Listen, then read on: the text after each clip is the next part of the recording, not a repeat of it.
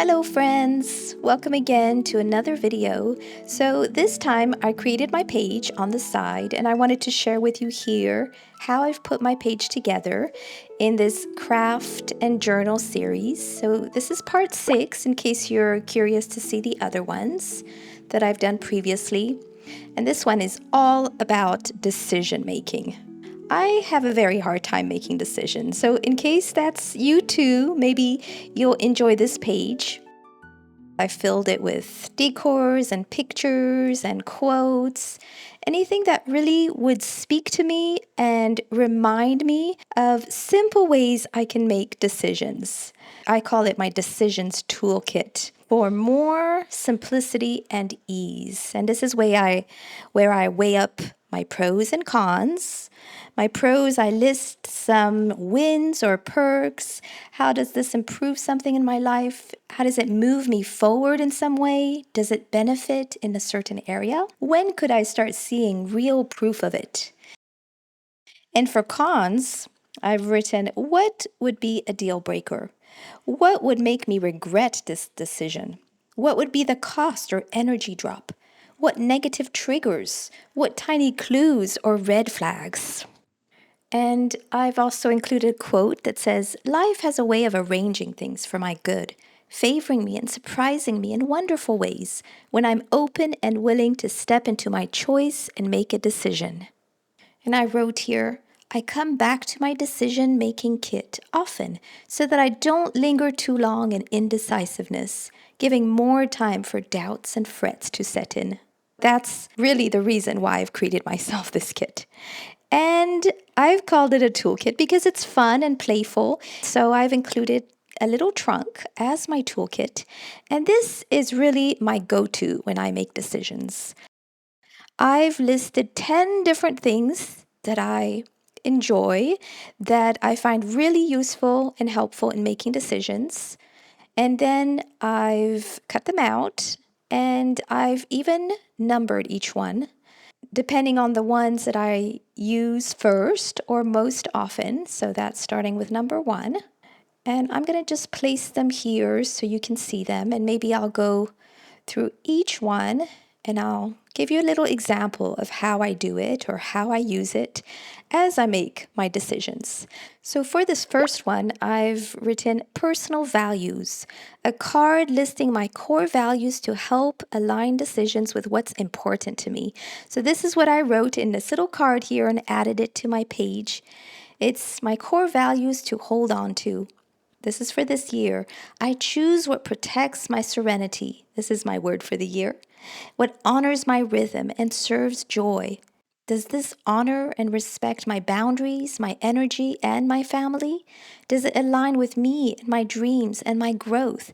Is it gentle yet still stretching? So those are my values for right now, for this season, for this year. Now I've also added a little pocket here with another little quote. It says, "I often feel so wobbly weighing up decisions and options and looking for clues, but making the decision is when I really get to step into my power." So that's really something I wanted to remember. That's my strength, when I can decide without doubting, wavering, questioning everything, analyzing too much. Because that's when I start to fear and worry and get stuck. So the number 2, mindfulness. I do a simple mindfulness practice to clear my ruffled mind and to help me focus. That can be anything that's right for you. Number 3, journal, a reminder of my past successful decisions to help boost my confidence of my capabilities. So there are so many things I use a journal for, and not forgetting decision making. Number 4, pros and cons.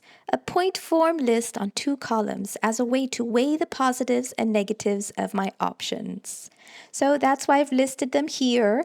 I added pros and cons on my page and some little helpful tips of how to remind myself of those. Number 5, questions. A list of thought-provoking questions that could help me in some way. So going back to my journal, here I've made myself this mini zine. I love making these so much. I've called this one Sweet Questions for Sure Choices, my go-to toolkit for skipping the doubt spiral. And each page has a little question. So the first one, if I trusted myself fully, what choice would I make right now? Which option feels most aligned with the person I'm becoming? And I can either jot down some answers here or maybe more questions on the topic if I want.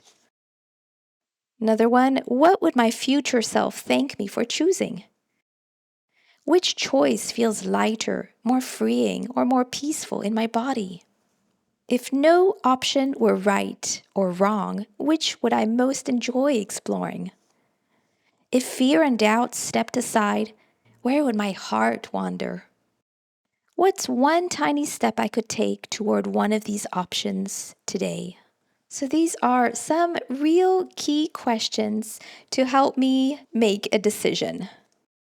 Then the next one is a mind map. Doodles and shapes for a quick jot down and extra clarity of my thoughts in some visual way. So here is a little doodle book. So this is from a while ago. I couldn't find my recent one. Anyway, this helps me see things clearly in front of me. For example, a morning routine, an evening routine. Anytime I feel a little bit overwhelmed with the decision process, I kind of draw things or sketch things or doodle things, and it just helps to clear my mind, and it helps bring more clarity and focus, especially when making decisions. So these might have been on other topics, but I've also used this tool for decision making. And lately, I've really been into creating some mind maps. So here are just a few examples of a few mind maps that I needed to figure things out, to put them down on paper, to kind of jot things down, clear some things out of my mind, and also kind of organize my thoughts into place. The next one is a timer. I give myself a set amount of time to decide to prevent overthinking and procrastination. So that's always a good one for me. Number 8, a flowchart, a visual guide that leads me through a few logical steps based on the type of decision I'm making. So this one is also very helpful for decision making, and it kind of blends along with a mind map for me sometimes. It's also kind of a place to divide up the big picture into smaller tasks, smaller details to make it more accessible and doable. And then sticky notes, colored papers to help me process and evaluate my details and options.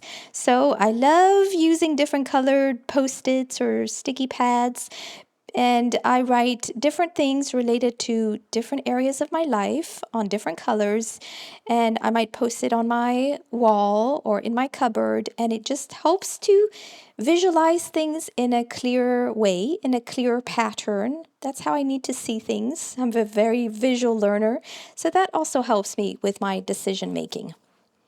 And then the last one is support, a friend or mentor who may offer me a different perspective and some wise advice. I love having different perspectives. I don't want everybody to agree with me. I want people to question the way I think or feel or decide. Here's my little safety net, which is what I've called it, a support system for making decision. So I have a list of who I go to and when I want to go to them. So there's myself, part of that support system, and I go to myself for personal care and well-being. I question myself. This is during my quiet journaling time. And then there's other loved ones and family and friends that I go to for different things. So I have this in my little toolkit to help me remember I have this support team. I have help when I need it. Anyway, so this was a little quick run through of my journal page. I hope this gives you a few ideas and suggestions of how you might be able to journal or ask yourself or find answers and solutions for the things that might be complicated in your life right now or a little overwhelming. And just as a reminder, don't forget to download these pages in the link below if you want to create your own. Bye for now.